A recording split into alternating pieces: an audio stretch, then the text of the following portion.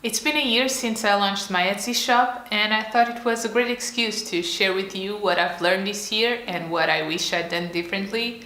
So if you're interested, please keep on watching.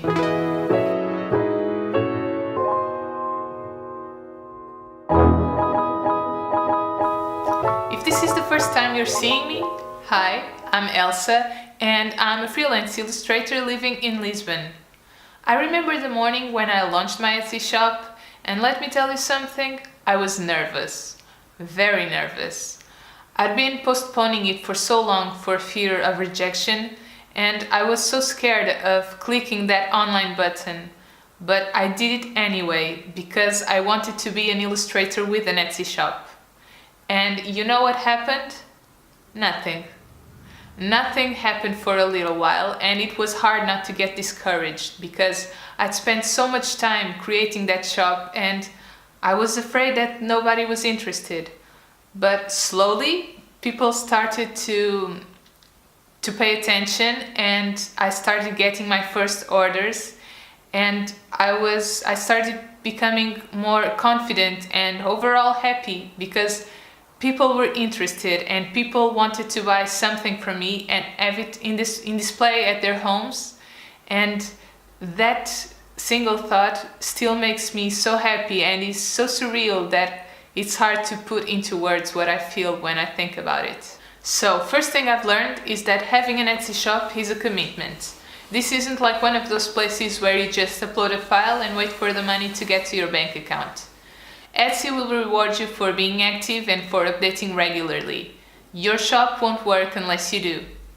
I've noticed a real drop in sales, favorites, views when I stopped uploading as regularly because I was busy with other stuff. And also, I think I got a little bit self-conscious about it. I was afraid people might think that I was being too salesy and they'd just get sick of me always mentioning it. But one thing that I really need to learn, and you should too if you're feeling like this, is that even the people that really like what you do, they don't always see everything that you post. And if they can't see it, they can't buy it. So you see, making one post about that new product you launched and never mentioning it again probably isn't enough, and you shouldn't get discouraged if people don't buy it. This creates what I call the cycle of disappointment. When you start posting less and less, people don't know that you're selling and they can't buy it, which means that you receive less feedback and you get discouraged, which makes you post less and less. Keep in mind that your shop is important to you, so share it. And if people don't like it and leave, well, they're probably not your right people anyway. Another important thing when owning an Etsy shop is to know your why. The tagline I created for my shop is "Paper goods to make you smile." I wanted to create something that people wanted to own and that made them happy whenever they looked at it.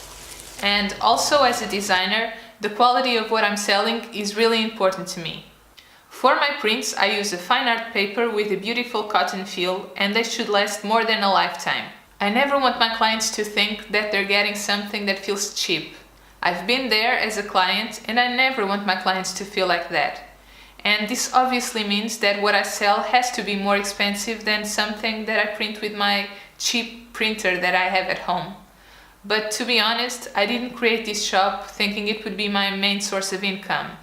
And don't get me wrong, receiving the money is nice, it's very nice actually, but with the time it takes me to create and produce, photograph, make description, package orders, I know that I don't make a lot of money there. But when I think of how happy you might feel when you receive something from me, it really makes it worthwhile. And I think that if you keep in mind why you started, you shouldn't get discouraged when things that aren't directly related to it happen, like you have less views and less favorites. Now let's get to the practical stuff.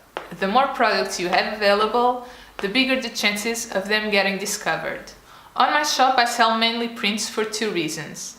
One, I love them, and two, they require the least amount of money investment on my part because I can print according to the demand. But I've realized that products that have other purpose other than being just decorative tend to be better received. The calendar I made last year was my most sold piece ever, and the greeting cards that I have also tend to sell well. and this gave me the confidence to make more products this year, and I'm going to share them very soon with you, so keep an eye out. Lastly, be careful with your shipping materials and costs. Fortunately, I spent a lot of time researching which was the best way for me to package my orders and have them arrive at their destination in pristine condition. So I'm happy to say that I never had a problem in that department.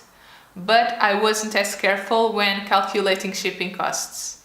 So take your time there, or else you'll be very surprised when you arrive at the post office and you realize that you have to pay the double of what you charge for shipping. This year I made 50 sales. I know that's not a lot, but it's a lot for me.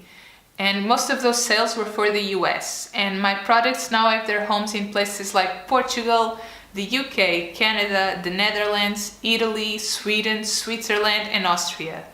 If you ever bought something from me, thank you. Thank you for supporting me and for helping me believe that I can live this life that I love.